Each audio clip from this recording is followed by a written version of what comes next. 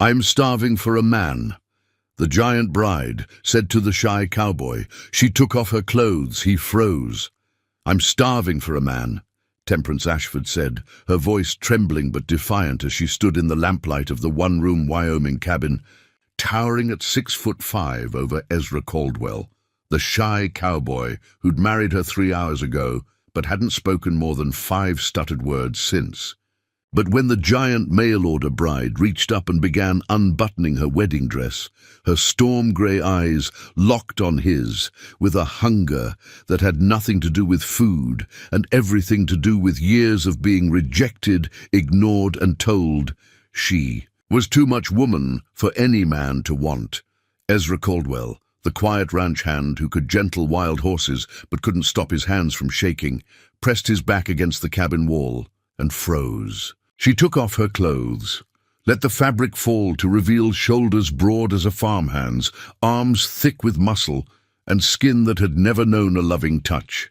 And Ezra, the shy cowboy who'd written to the mail-order bride agency out of desperate loneliness but had never actually believed a woman would come, stood there unable to move, unable to breathe, unable to do anything but stare at this starving giant of a bride who just bared herself, body and soul, and was now watching him, with tears pooling in her eyes, waiting for the rejection she'd learned to expect. But why would a woman bold enough to declare her starvation be crying?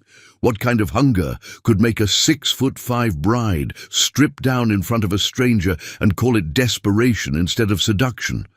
And why was Ezra Caldwell, this frozen, terrified, shy cowboy, staring at her not with disgust or fear, but with something that looked exactly like the same starvation, like maybe he'd been starving for a woman brave enough to admit she needed him too? The silence pressed down like a heavy quilt in summer, suffocating and inescapable. Outside, crickets sang their lonely songs, and somewhere far off, a cow lowed in the darkness. But inside this cabin that smelled of pine soap and lamp oil and fear, 2 people stood trapped in a moment that would either break them or remake them completely. Temperance's dress had pooled around her feet, and she stood there in nothing but her thin cotton chemise, the fabric clinging to curves that had always made men look away in discomfort instead of desire. Her chest rose and fell with each ragged breath, her hands clenched into fists at her sides, and those tears she'd been holding back finally spilled over, racing down her cheeks like they'd been waiting years for permission to fall. "Say something," she whispered, and her voice cracked wide open. "Anything. Tell me I'm hideous. Tell me you want your money back from the agency. Tell me this was all a terrible mistake and you'll put me on the first stage back east." Her shoulders started to shake. "Just stop standing there looking at me, like I'm some kind of—" She couldn't finish because she didn't have words for what she saw in his face. Terror, desire, both, neither. Ezra's mouth opened, but nothing came out except a strangled sound that might have been the start of a word. His face flushed red from his collar to his hairline. His fingers clawed at the rough log wall behind him like he was trying to melt into the wood and disappear. And Temperance felt something inside her chest crack apart, like dried earth in a drought. "I knew it," she said, her voice going flat and dead. "I knew when I saw how small you were, how quiet, that this would never work. The agency promised me they'd found a match, someone who wouldn't be afraid of me, but they lied. They always lie." She reached down for her dress, suddenly desperate to cover herself, to hide the body that had brought her nothing but shame since she'd shot up past 6 feet at age 14. "I'm sorry I said that.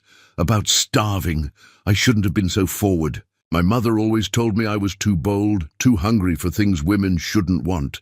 She said it would ruin me, and she was right. No!"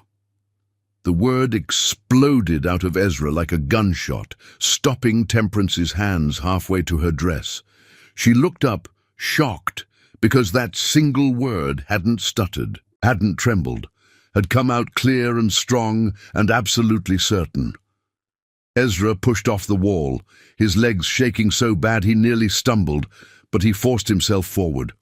1 step, 2, 3, until he was close enough that Temperance could see the pulse hammering in his throat, could smell the sage and leather and honest sweat on him, could see that his eyes, those deep brown eyes that had barely met hers all day, were filled with something that looked nothing like disgust.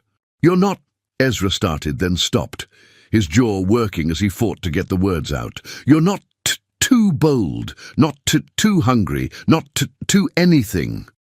His hands lifted like they wanted to reach for her but didn't know if they had permission. "I'm frozen because because I don't know how to—" His voice dropped to barely a whisper. "Because I'm starving too, Temperance, and I'm terrified I don't know how to feed either one of us." The confession hung in the air, between them like smoke from a campfire, visible and real and impossible to take back. Temperance's breath caught. Her tears stopped mid-fall, because in all her 26 years of being too tall, too strong, too much for every man who'd ever looked at her, not one of them had ever admitted to being scared. They'd called her names, laughed, run away. But never once had a man stood there shaking with fear and stayed anyway. Never once had someone looked at her hunger and matched it with their own. "What are you starving for?" Temperance asked, her voice barely audible over the pounding of her own heart. Ezra's hands finally completed their journey, reaching out to touch her arms, just above the elbows. His palms were rough with calluses, warm as summer stones, and when they made contact, Temperance felt something electric shoot straight through her body. "Everything," Ezra whispered, and his stutter was gone now, burned away by the intensity of what he needed to say. "I'm just starving for someone to see me, really see me. Not just the stutter or the fact that I'm not tall or impressive. Starving for someone who won't laugh when I can't get my words out. Someone who won't make me feel like I'm not enough of a man just because I'm quiet and scared and don't know what I'm doing." His fingers tightened on her arms, not hard enough to hurt, but firm enough that she could feel he was anchoring himself to her. "I'm starving to matter to someone, to wake up in the morning and have a reason besides just surviving another day, to feel like my life means something more than breaking horses and eating alone and dying without ever really living." His voice cracked. "And when you stepped off that stage this morning, so tall the sun was behind you, and you looked like some kind of warrior goddess from the old stories, I couldn't breathe, couldn't think.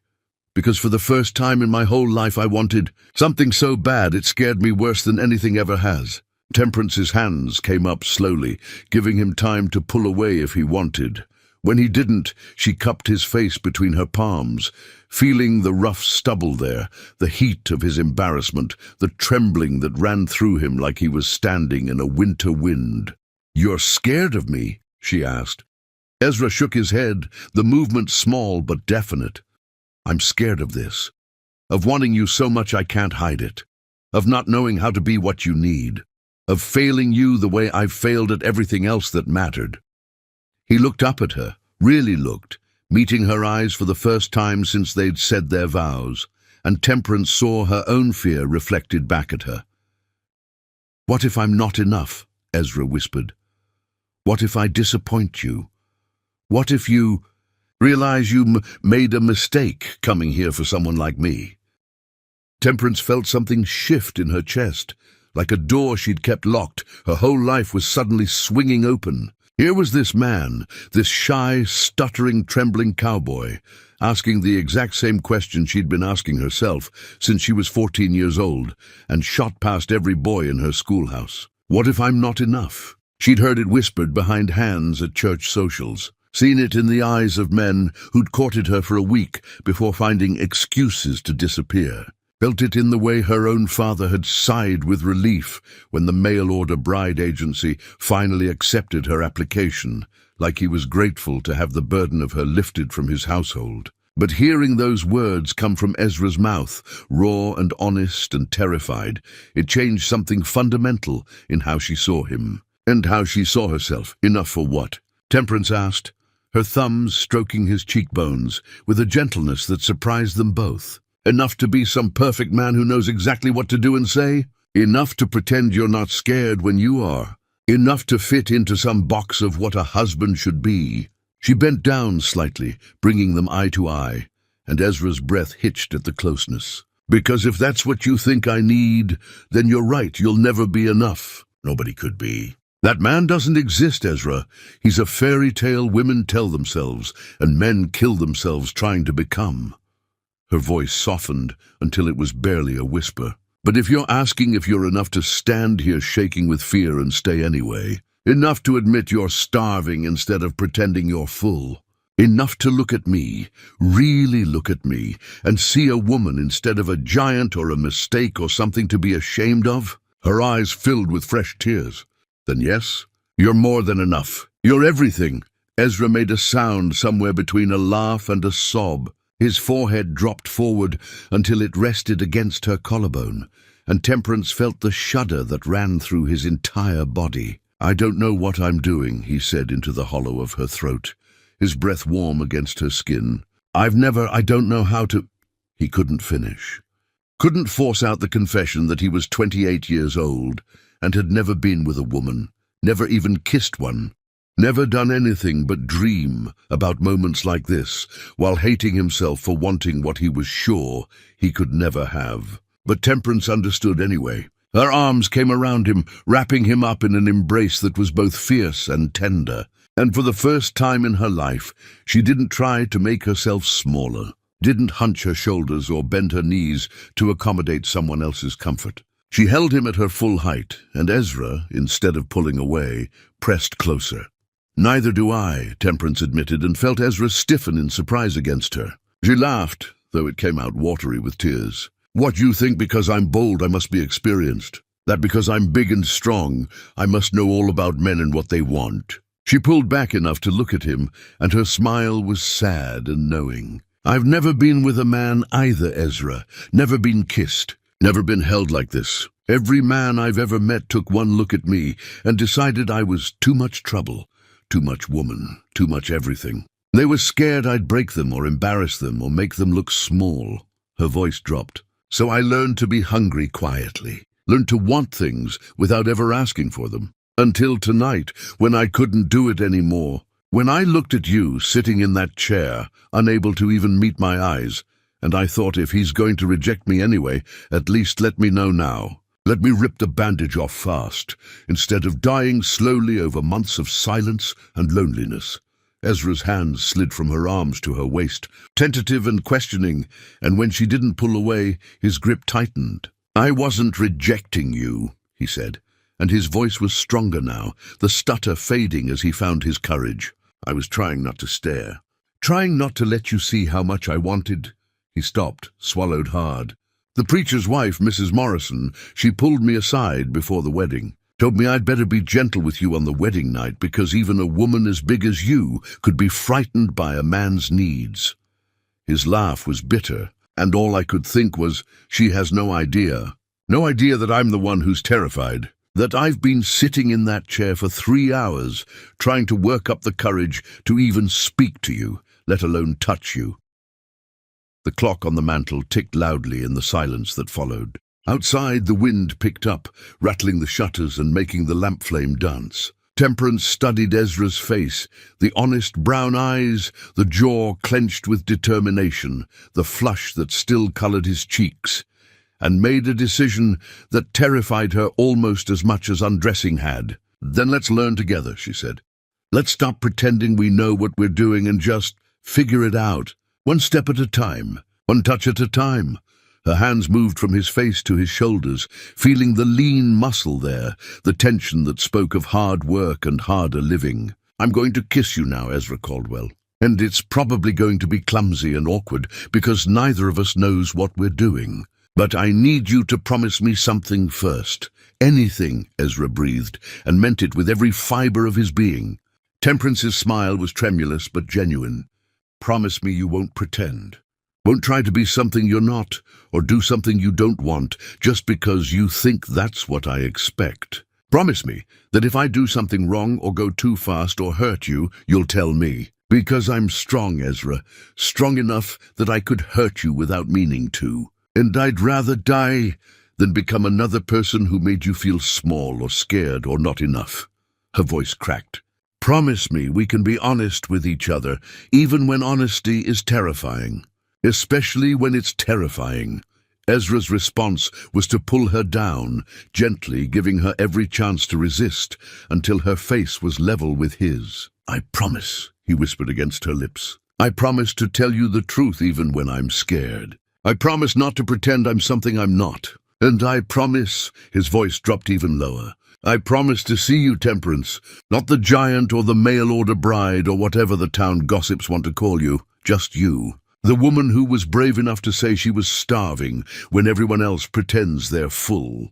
The kiss, when it came, was everything Temperance had dreamed of and nothing like she'd imagined. It was soft and hesitant, lips barely brushing lips, both of them trembling with the enormity of this first touch. Ezra's hands came up to cup her face, mirroring how she'd held him moments before, and Temperance felt tears slip down her cheeks, because this gentle, careful, terrified affection was worth more than 1,000 passionate encounters with men who knew what they were doing but didn't care who they were doing it with. This was real. This was two starving people finally being fed. When they broke apart, both breathing hard, Ezra rested his forehead against hers and laughed, a real laugh, full of wonder and relief and something that sounded almost like joy. That was...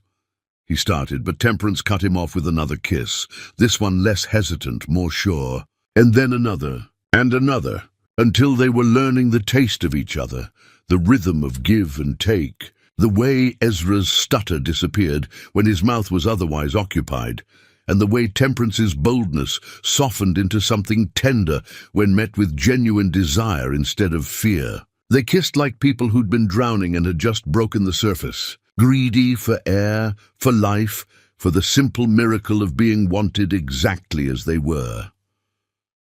Finally, Temperance pulled back, her lips swollen and her eyes bright. "The bed," she said, and Ezra's whole body tensed. But before fear could take hold again, she added, "I just want to lie with you, hold you. Learn what it feels like to not be alone." She took his hand, marveling at how small it looked in hers, and led him the few steps to the narrow bed that would be theirs for however long this marriage lasted. They lay down together, fully clothed except for Temperance's missing dress, and for a long moment they just looked at each other in the lamplight. "Hi," Temperance whispered, and it felt like the most important word she'd ever spoken. "Hi," Ezra whispered back, his hand coming up to trace the line of her jaw with wondering fingers. And in that tiny cabin in the Wyoming territory, two people who'd spent their whole lives starving for connection finally began to feed each other, not with grand gestures or perfect words, but with simple, honest, terrifying vulnerability. Morning came too fast and too slow at the same time. Temperance woke first, her body cramped from spending the night curled around Ezra in a bed barely big enough for one person, let alone someone her size. But she didn't move. Didn't want to break whatever spell had been cast in the darkness, when they'd talked until their voices went hoarse, sharing stories they'd never told another soul. Ezra had told her about his father, a mean drunk who'd beaten the confidence out of him with fists and worse words. About his mother who'd died when he was 8, taking all the softness from his world with her. About the uncle who'd left him this homestead with the whispered deathbed plea, "Don't die alone like I did, boy. Find someone, anyone. Just don't let loneliness eat you alive." And Temperance had told him about being the tallest girl in 3 counties by age 15, about the boys who'd asked her to dances as jokes, about the one man who'd courted her seriously until his mother had seen them together and said loud enough for the whole church to hear, "Good Lord, it's like watching a bear try to mate with a rabbit." She'd told him about the mail-order bride agency rejecting her application twice before finally accepting, about the shame of having to leave home because even her own father couldn't look at her without disappointment, about the 5 other men who'd requested her as a bride and then withdrawn their offers after receiving her photograph, until finally Ezra's letter had come, simple and honest, and asking for nothing except someone who won't leave. Now, watching him sleep in the grey dawn light, Temperance traced the line of his jaw with her eyes, memorizing the way his dark hair fell across his forehead, the slight part of his lips, the peace that had settled over his features. He looked younger in sleep, vulnerable, beautiful in a way that had nothing to do with classical handsomeness and everything to do with the fact that he was hers. That he'd chosen her just as surely as she'd chosen him. A knock at the door shattered the moment like a rock through glass. Ezra jerked awake, confusion clouding his eyes until he saw Temperance and remembered. His smile started slow, then spread across his face like sunrise. But the knock came again, harder this time, and a woman's voice called out, "Mr. Caldwell, it's Prudence Morrison from the church. I've brought you and your new bride some breakfast." Ezra's smile died. Temperance sat up, suddenly aware of her state of undress, her tangled hair, the bed they'd clearly shared. "She can't," Ezra started, panic creeping into his voice. "If she sees us like this, if she thinks we didn't—" He couldn't finish, but Temperance understood.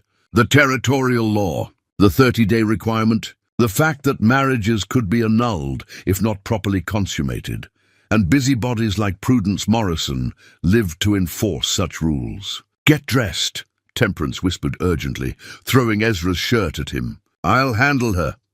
She pulled on her dress from last night, not bothering with all the buttons, and strode to the door with her chin high and her shoulders back. When she opened it, Prudence Morrison stood there with a basket and a smile that didn't reach her eyes. The preacher's wife was small and neat, and everything Temperance wasn't. And her gaze raked over Temperance with obvious judgment. "My goodness, you're even larger than I imagined," Prudence said, not bothering to hide her shock. "Is Mr. Caldwell, is he well? We were concerned when we didn't see you both at morning services that perhaps—" She craned her neck, trying to see past Temperance into the cabin. Temperance shifted, blocking the view, and smiled with all her teeth. "My husband is perfectly well, Mrs. Morrison. Better than well, actually. We were simply exhausted from our wedding night." She let the emphasis sit heavy on those last two words, watching Prudence's eyes widen. "I'm sure you understand. We appreciate the breakfast, but we'd like our privacy. Newlyweds and all." She took the basket and started to close the door, but Prudence's hand shot out, stopping it. "Of course, dear. Though I must say, for the sake of propriety and the territorial requirements, the church does like to ensure that marriages are properly consummated." Temperance finished, her voice going cold. "Is that what you're asking, Mrs. Morrison? If my husband and I fulfilled our marital duties? Because I assure you we did. Quite thoroughly. Several times, in fact." The lie came out smooth as butter, and behind her she heard Ezra make a strangled sound. Prudence's face flushed red. "Well, that's not— I merely meant— Thank you for the basket," Temperance said firmly, and this time when she closed the door, she didn't stop until it latched. She turned to find Ezra staring at her with a mixture of horror and admiration. "Did you just lie to the preacher's wife?" "Yes." Temperance set the basket down, her hands shaking now that the confrontation was over. "I'm sorry. I know lying is wrong, but I couldn't. I won't let them annul this. Won't let them take you away from me because we needed time to—" Her voice broke. "Because we needed to learn each other first." Ezra crossed the room in 3 long strides and pulled Temperance into his arms, not caring that she was a head taller, not caring that his hands barely met around her waist. Not caring about anything except the fact that she'd just lied to protect what they were building. "Don't apologize," he said, his voice fierce in a way she'd never heard before. "Don't you dare apologize for fighting for us." He pulled back enough to look up at her, and there was steel in his eyes now, something harder than the shy cowboy who'd frozen last night. "I'm tired of being scared, Temperance. Tired of letting people like Prudence Morrison decide what's right for my life. We have 30 days to make this marriage real according to the law. Fine. Then we have 30 days to do this our way, on our terms, without the whole damn town watching and judging." Temperance felt something fierce and hot bloom in her chest. "Our way," she repeated, testing the words. "What does that look like?" Ezra's smile was crooked and uncertain, but genuine. "I don't know. But I know it starts with this. He took her hand and led her back to the bed, and when Temperance tensed, he shook his head. Not that, not yet. Just lie with me again, talk to me. Let me learn what makes you laugh, what makes you angry, what you dream about when you let yourself dream. He pulled her down beside him, and this time there was no hesitation, no fear, just two people choosing each other in the clear light of day. Tell me about the first time you realized you were different, Ezra said softly. Tell me what that felt like, and Temperance did.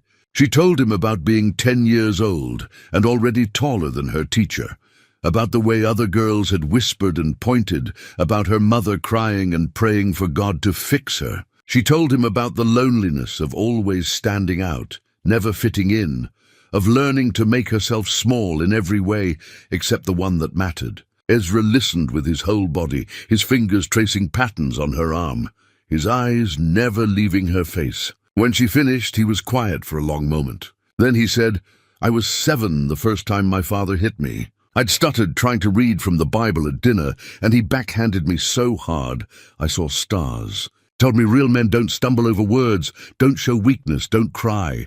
His voice went rough. I spent the next 20 years trying to be what he wanted, trying to be big and loud and confident.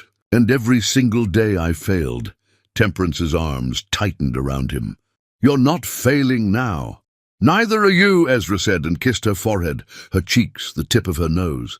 Each kiss was a promise, a declaration, a choice to see her as she was, and want her anyway. They lay there as the sun climbed higher, warming the cabin, burning away the shadows. And slowly, carefully, with the patience of people who knew they had time, they began to explore. Ezra's fingers found the scars on Temperance's hands from years of farm work. Temperance's palms learned the shape of Ezra's shoulders, his spine, the place where his neck met his jaw that made him shiver. There was no rush, no demand. Just discovery. I'm still starving, Temperance whispered against his mouth, between kisses that were growing less hesitant and more hungry. Ezra laughed, the sound low and rich. So am I.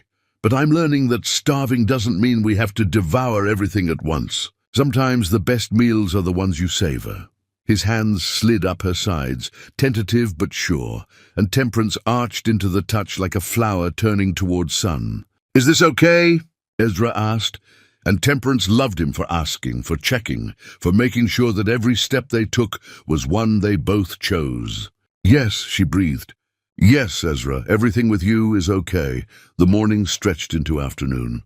At some point, they remembered the breakfast basket and ate cold biscuits and jam, sitting cross-legged on the bed, laughing when crumbs fell on the sheets. Ezra told her about the horses he wanted to breed, the garden he wanted to plant, the life he'd dreamed of but never believed he deserved. Temperance told him about the children she'd given up hoping for, the home she'd stopped letting herself imagine, the future that had always seemed like something that happened to other people. It can happen to us, Ezra said, and there was such certainty in his voice that Temperance almost believed him. It will happen to us. Maybe not today, maybe not the way we planned, but Temperance, he cupped her face in both hands.